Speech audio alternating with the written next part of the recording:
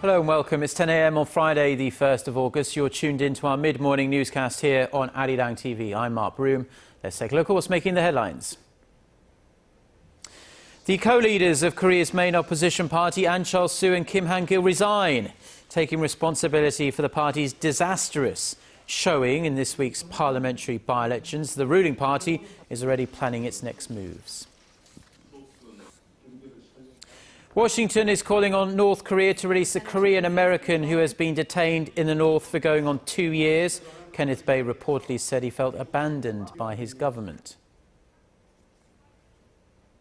Plus, Israel and Hamas have agreed to an unconditional 72-hour humanitarian ceasefire in Gaza. All being well, it will begin in 4 hours' time. But we start with the substantial political fallout from Wednesday's by-elections. While the champagne corks were still popping at the ruling party's headquarters, the leaders of the main opposition party, Ahn Cheol-soo and Kim Han-gil, resigned on Thursday following their party's humbling defeat in the polls. Our Cho Yangho reports. Apologizing for their party's crushing defeat in Wednesday's by-elections, the co-leaders of the main opposition New Politics Alliance for Democracy have stepped aside after just 4 months at the helm. I take all the responsibility and will resign as party co-leader. I will work to make sure our party carries out major reforms to regain the public's trust. Former independent presidential candidate Ahn Cheol-soo, who had ascended to party leadership after merging with the main opposition Democratic Party in March, said he too would do his best for the good of the party as an ordinary member. All other members of the party's Supreme Council followed their co-leaders out the door, claiming responsibility for the election loss. The leaders had been heavily criticized for causing friction during the nomination process and thereby lowering the party's chances of a good showing in the poll. Floor leader Park Geun-hye now assumes temporary leadership of the party. She, along with an emergency committee, will seek ways to help the party rise from the ashes and elect a new leader. Different factions within the party are expected to elbow for position in the process. The one who's likely to be most affected, however, is Ahn Cheol-soo. Once considered a political sensation and a presidential hopeful, Ahn missed out on a valuable chance Wednesday to prove his reform-minded leadership in the party. And on Thursday, a bigwig within the opposition bloc, Cho Yangho, who lost a seat in the capital region to a ruling party newcomer, announced his retirement from politics. Son was considered a potential presidential candidate, and his retirement is expected to affect the dynamics of the opposition's next presidential campaign. Cho Yangho, Arirang News. So then, while the main opposition are licking their wounds after Wednesday's poll, the mood at the ruling camp could not be any different. Overjoyed and empowered by the landslide win, the Saenuri Party can set about the business of revitalizing the economy and pushing through its reform plans. Our Myung-kil has more on how the ruling party and the presidential office plan to work together. President Park Geun-hye has been given the green light to get busy running state affairs for the rest of her term. The ruling Saenuri Party's unexpected landslide victory in Wednesday's by-election has given the government a mandate to rebuild itself in the wake of April's ferry disaster and pursue its stated goal of economic revival. The people voted for the Saenuri Party because the public felt the urgency to reform the country and revive the economy. The governing party promised to support President Park in carrying out her national reform drives and not to use politics to divide the people. The Saenuri Party will denounce any form of regionalism that is deeply rooted in Korean politics and will work toward bringing about national unity. The ruling party's new chairman, Kim Moo-sung, is expected to use the election win as a mandate to carry out a complete overhaul of the party. With no elections scheduled until 2016, Kim has ample time to make his mark.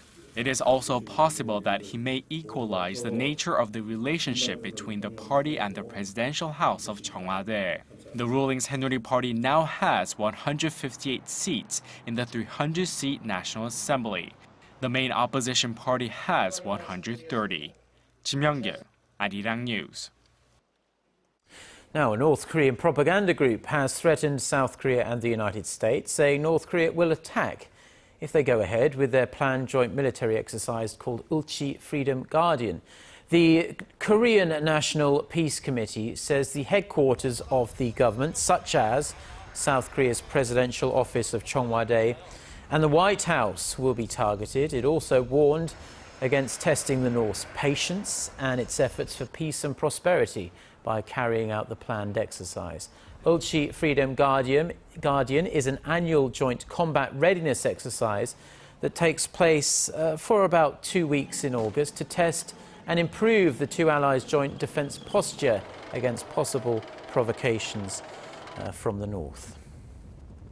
The United States is once again calling on North Korea to release Kenneth Baes, the US missionary who has been detained in the North for more than 18 months now. Deputy State Department spokeswoman Marie Harf says the US is very concerned about his health, and she urged Pyongyang to grant him special amnesty and immediate release on humanitarian grounds.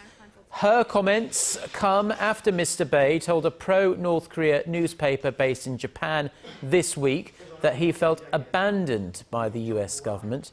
Responding to Mr. Baes' plea, his family demanded the US government do whatever it takes to bring him home.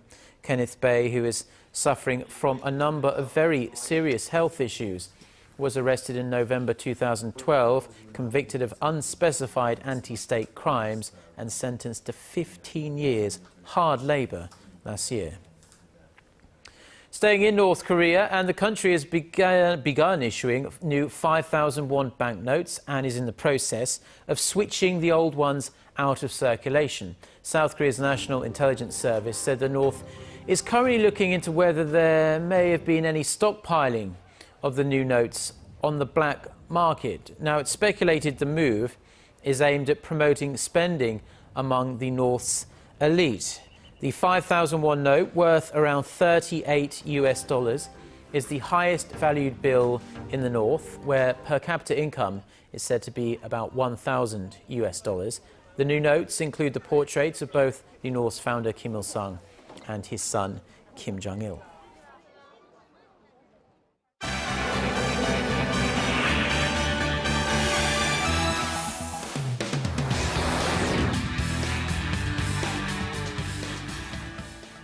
Now, time for a look through the global headlines we're following on this Friday morning. For that, we turn to our news centre. Eunice Kim is there as always. Good morning to you, Eunice. Good morning, Mark. Now, we have some very new significant developments in the conflict between Israel and Hamas. The UN and the US now announcing a new temporary ceasefire. That's right. That humanitarian ceasefire is to begin at 8 o'clock Friday morning local time. That is in about 4 hours. UN Chief Ban Ki-moon and U.S. Secretary of State John Kerry both announcing earlier this morning that they have been given assurances by Israel and Hamas of the 72-hour truce. This will last for 72 hours, 3 days. Precious time.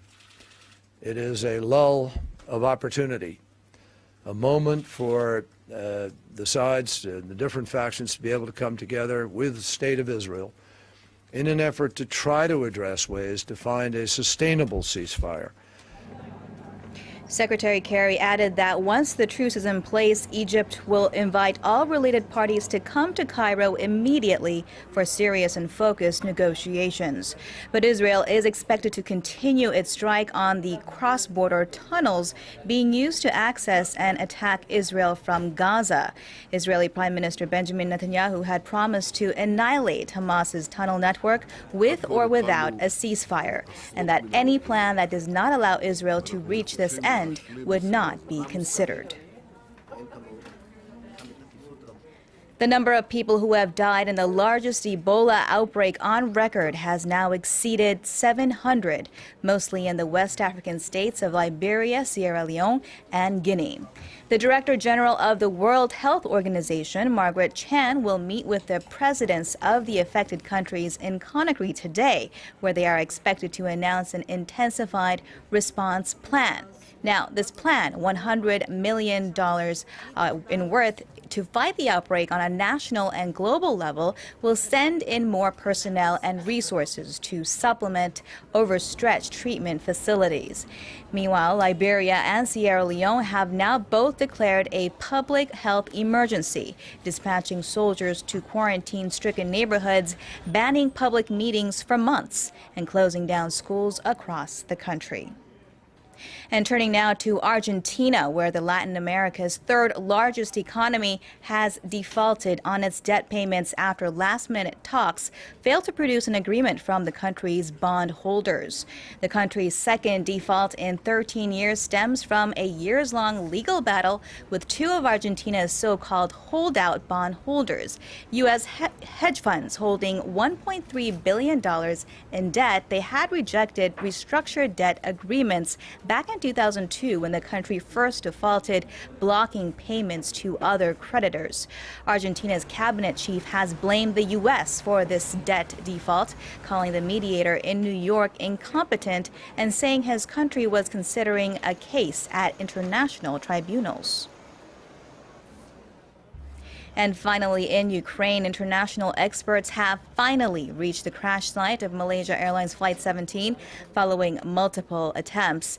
The team of more than 50 Dutch and Australian police and forensic experts will initially focus on collecting bodies still lying out more than 2 weeks after the shoot-down.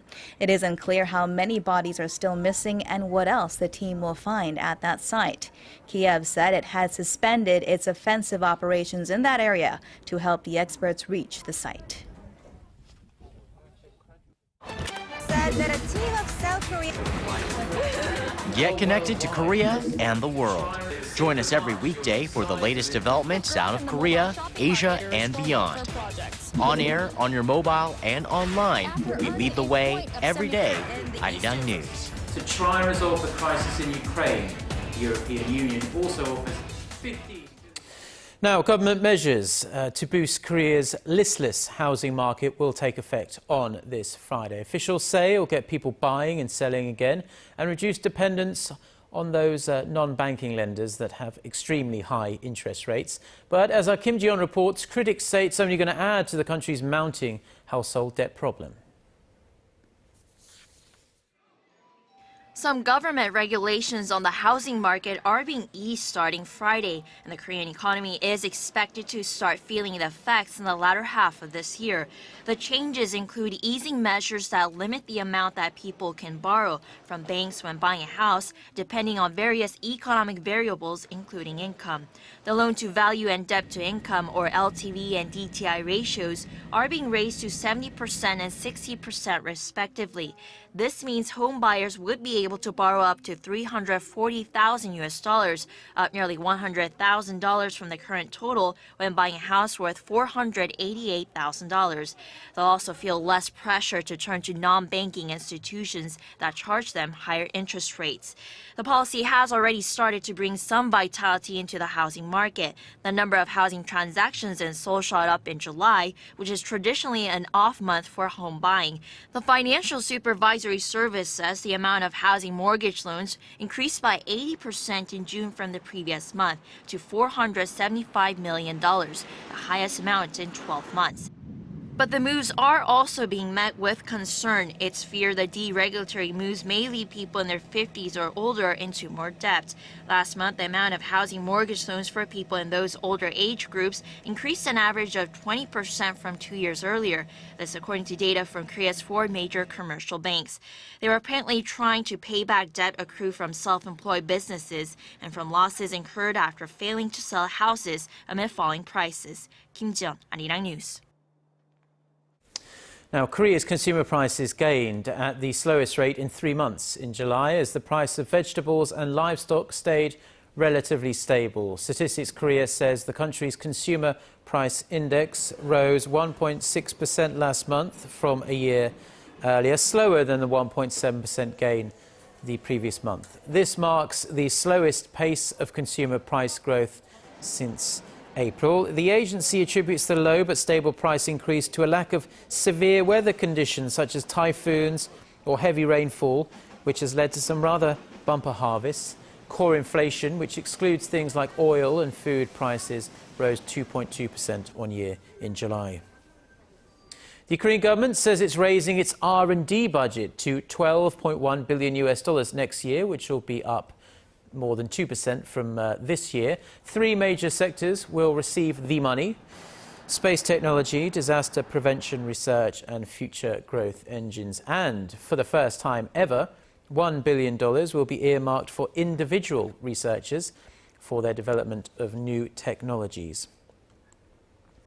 So the country's R&D sector is feeling pretty good, but Korea's corporate heavyweights aren't faring nearly as well. Results across the board were lower than expectations in the second quarter, and experts say it's only going to get worse before it gets better. Connie Kim reports. Korean companies turned in disappointing earnings report cards in the second quarter this year. Tech giant Samsung Electronics' second quarter operating profit this year dropped by more than 20%, taking a blow from lower-priced Chinese smartphones. Hyundai Motor Group's net profit also dropped the most in 5 quarters, hit by the strong local currency and the growing number of import cars in the domestic market. And the world's biggest shipbuilder, Hyundai Heavy Industries, posted its worst quarterly loss of more than $1 billion in the April to June period. The company focused on overseas plants as its new growth engine, but has generated loss due to low-cost orders. Experts say prospects in the latter half of the year aren't looking bright either, forecasting no big improvements from the second quarter earnings shock. If the strengthening of the Korean won continues, it won't be easy to generate profit even if they launch new models. The US dollar fell below the 1,010 won mark for the first time in July since 2008, and some experts forecast the local currency to appreciate further below the psychologically important 1,000 won mark before the end of next month. Connie Kim, Arirang News. Now, from next year, Koreans will be allowed to change their resident registration number if they think their personal data has been leaked or in any way compromised. The 13-digit number, which is roughly equivalent to the Social Security number in the US, is assigned to every Korean at their birth, and it has been the country's biggest target of data theft in recent years. This number contains things like the basic personal information, such as gender and date and place of birth, and they're widely used in financial affairs, from tax and property registration all the way through to medical insurance and military services, and then in the financial scheme of things, bank accounts and applying for credit cards. Well, the Ministry of Security and Public Administration says it will come up with even more punitive measures against those responsible for leaking personal information through one's resident registration number. The new measures come after Korea was hit by a massive leak of client databases at major credit card firms and commercial banks last year. Now, this week and the next are generally considered the peak summer vacation period here in Korea. As you can see behind me, the weather is beautiful, and it's often when vacationers head off on their big trip overseas. But this year, many are choosing to spend their break because of the weather and many other things at one of Korea's prime holiday spots. Shin Se-min reports. The peak summer vacation season is here. From late July and early August every year, more than half of Korea's population takes time away from their daily grind to go on vacation, especially now that school's out. My 11-year-old daughter is free from school and academies these 2 weeks, which is why we're taking our family vacation now. Many Koreans tend to go overseas for their holiday, but this year, with the economy stagnant due to the nation's April ferry disaster, vacationers are opting to stay within the country. Among the numerous sites to visit, many are choosing to head to beaches or valleys to beat the heat. Popular destinations like the southeastern port city of Busan are overloaded with people enjoying the sun and surf. Filling almost every inch of the 1.7-kilometer stretch of sand, the nation's largest beach has already welcomed over 1.5 million people this past Sunday alone. Spending my vacation with my friends in Busan couldn't have been better. We've planned many things during our stay. As an office worker, it wasn't as easy to take days off for the vacation, but now that I'm here with my girlfriend from Japan, I plan to eat and show her as many attractions in Busan. And with the week-long Busan Sea Festival kicking off this Friday, including concerts and bikini competitions, the city is sure to attract even more visitors. It's crowded and can be expensive, but that hasn't stopped the flow of vacationers descending on Busan in the past and won't this year either. Shin Se-min, Arirang News, Busan.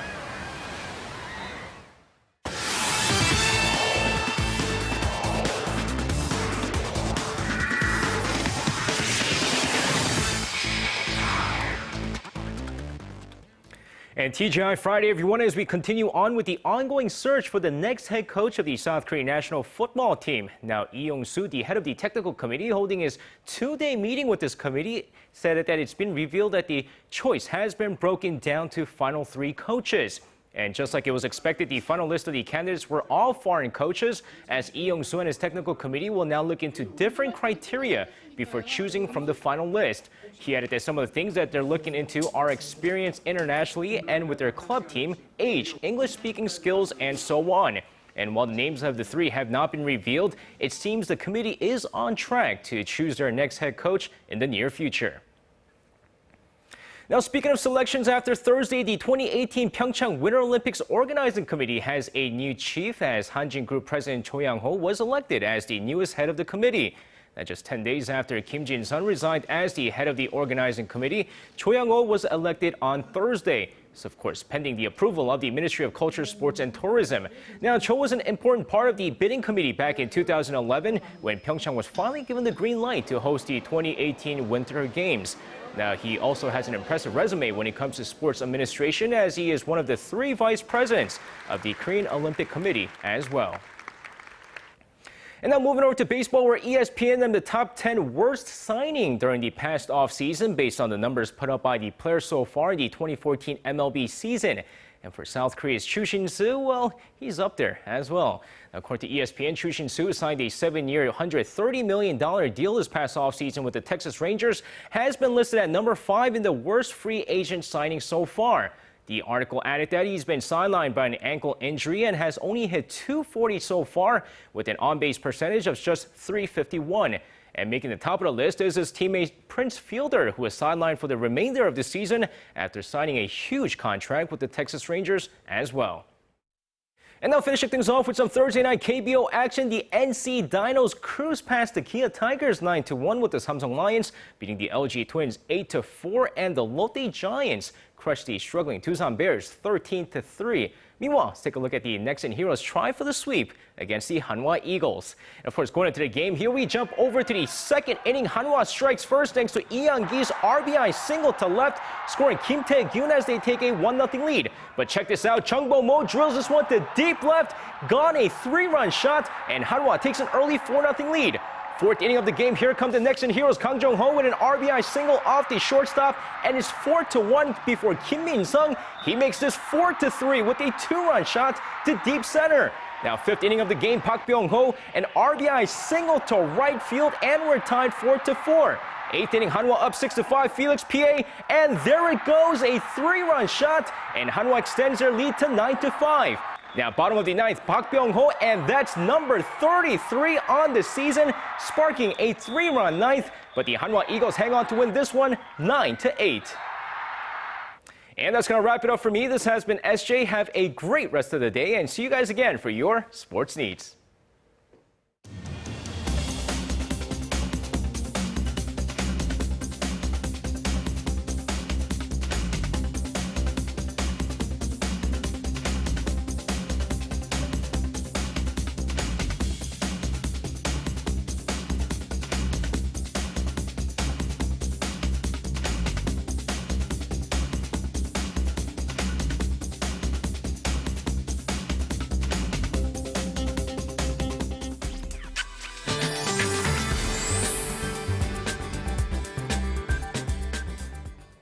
Good morning. Well, for the next couple of days, not the heat that we will concern about. It's Typhoon Nakuri that's slowly heading to the northward and started to indirectly affect the southern parts of the peninsula and Jeju Island. So showers from the southern region should gradually spread to the upper provinces in the weekend and start of the next week. And this tropical storm Nakuri will trigger showers, gusty winds, and strong tides. So heavy showers are expected to sweep the whole peninsula throughout the weekend. So for those who are taking a summer vacation, you might want to pay a special attention to the future weather update. With that, here are the readings for today. The high in Seoul will rise to 34, while Daegu will climb to 31, and Gwangju and Busan will have a daily highs of 28. Now for other regions, it looks like Jeju and Daejeon will top out at 28 and 31, and Dokdo should see highs of 29.